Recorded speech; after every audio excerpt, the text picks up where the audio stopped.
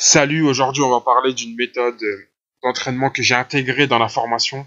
Lorsque vous allez vous manger le sale boulot lors du planning à la fin de cette formation, ça va représenter à peu près 50 à 60% des exercices que vous aurez à faire pour améliorer votre technique. C'est bien évidemment la méthode Corver, j'en ai beaucoup parlé. Donc aujourd'hui on va aller un petit peu outre frontières, on va voyager un petit peu, on va aller au-delà de la France. Et comme en ce moment j'aime bien un petit peu jouer avec les nerfs des préparateurs physiques français et des entraîneurs qui sont très nombrilistes et qui ne veulent pas essayer d'autres méthodes, ça me plaît bien.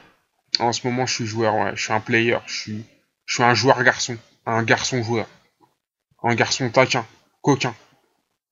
Et justement, on va aller un petit peu explorer ce que Monsieur Corver avait à dire. Faut savoir que Monsieur Corver, il a été surnommé l'Einstein du football. Donc ça rigole pas, hein. Attention la bagarre. Donc la méthode Corver, c'est typiquement le genre de sujet où je peux passer 4 à 5 heures de discussion dessus. Ça, et la migration des écureuils nord-coréens, c'est mes sujets de prédilection. Donc justement, j'ai essayé de prendre ce qui était vital pour votre compréhension, et j'ai délaissé tout le reste. Ce qu'il faut savoir en premier lieu, c'est que la méthode Corver, ça a été une méthode qui est née il y a à peu près 30 ans. Elle est basée sur des qualités techniques du joueur, de sa confiance et surtout de sa créativité. C'est une conception du jeu et de l'entraînement qui réunit aujourd'hui des milliers d'adeptes à travers le monde. C'est pas parce que vous ne le savez pas que ça n'existe pas. Il y a des mecs comme Jürgen Klinsmann, Vicente Del Bosque, en passant par René Meulensteen. René Meulensteen, je sais pas si vous connaissez, mais c'est l'ancien formateur à Manchester United et c'était l'adjoint de Ferguson. Et ce mec-là, il était à fond dans la méthode Corver. Et ça a donné des gens comme des joueurs comme Cristiano Ronaldo. Donc pour vous dire que ça a fait leur preuve.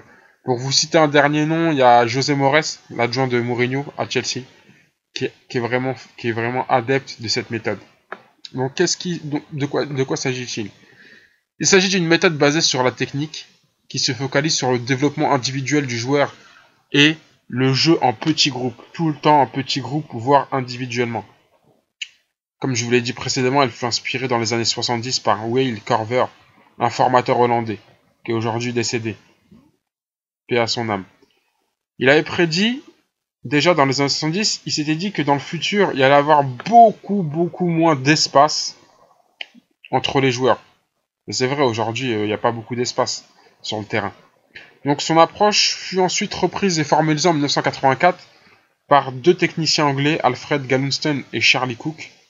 Bon, c'est des mecs qu'on va dire un petit peu pris le relais, quoi.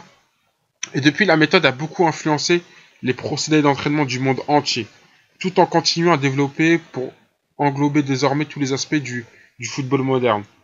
Donc en gros, ils ont intégré au fur et à mesure tout ce qui était les notions tactiques, etc., tout en gardant la colonne vertébrale de la méthode Corver, dans ses prémices, dans ses abîmes. Donc Corver n'est pas un programme qui apprend la technique. Mais attention, je vous vois déjà venir. Dis-toi, mais j'ai payé une formation pour la technique. Non, c'est pas pour la technique même, mais elle vise à utiliser la technique dans le jeu. Parce que moi, j'ai pas envie de faire de vous des freestylers, ok? J'ai envie de faire de vous des gens qui sont techniques sur le terrain et qui utilisent leur technique pour utiliser des espaces. Mais là, je vais bientôt aborder ce sujet-là, donc j'en dis pas trop.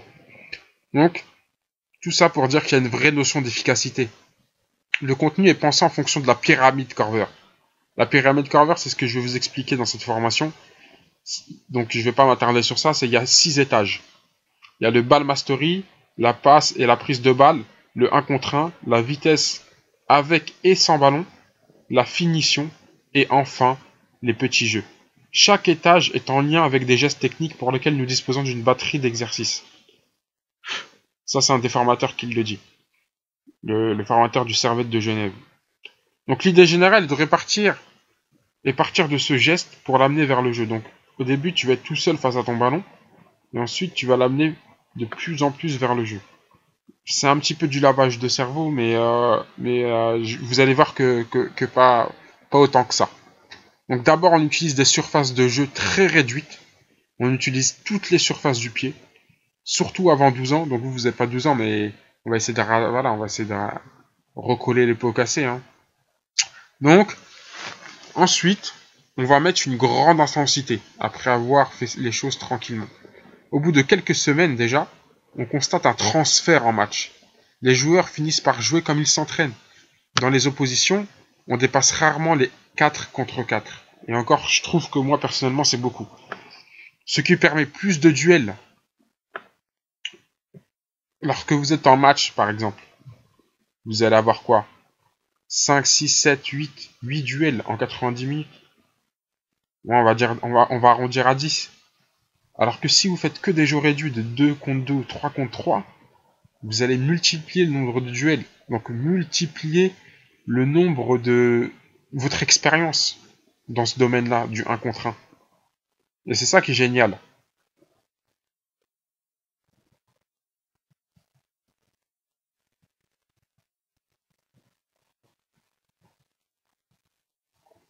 Donc les jeux réduits permettent de multiplier de manière exponentielle le nombre de touchés de balles et le nombre de situations, donc le niveau de créativité. Plus on va toucher le ballon, plus on va avoir à faire face à des situations différentes, plus votre créativité va augmenter. C'est un petit peu le concept du foot à 5 contre 5. C'est pour ça que les gars sont hyper techniques. Mais la méthode Corver ne s'arrête pas que à ça. Comme je vous l'ai répété, il y a 6 étages. Ça, c'est un seul des étages. Parce que le 5 contre 5 pur et dur, c'est du foot de quartier. Et ça a prouvé que ça pouvait pas porter ses fruits aussi bien que la méthode Corver.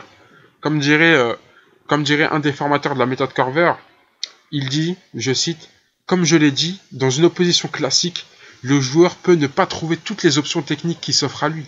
Il est donc de notre devoir de les lui enseigner. Ceci étant, il peut en effet apprendre tous les gestes techniques en jouant, en autodidacte, dans le quartier, mais cela prendra beaucoup plus de temps. De la même manière, il est possible d'apprendre à jouer au golf ou au tennis en pratiquant pendant des heures.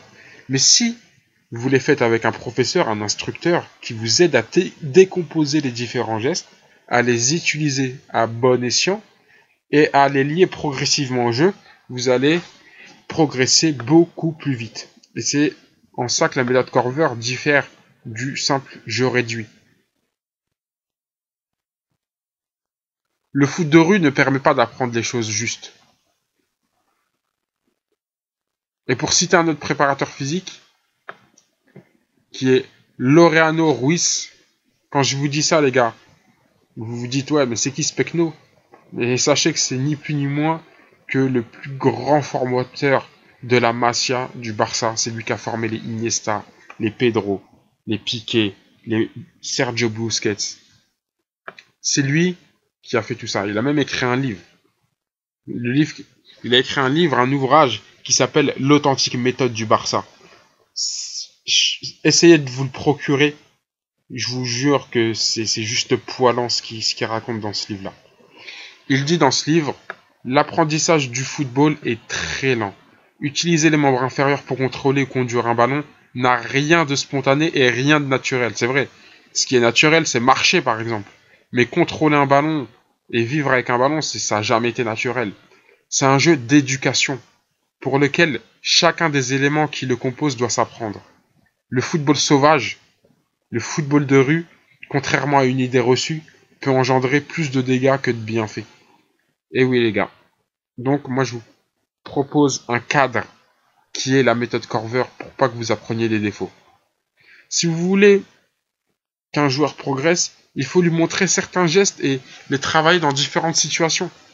Le jeu ne résout pas tous les problèmes. Ça, faut que ça soit bien clair.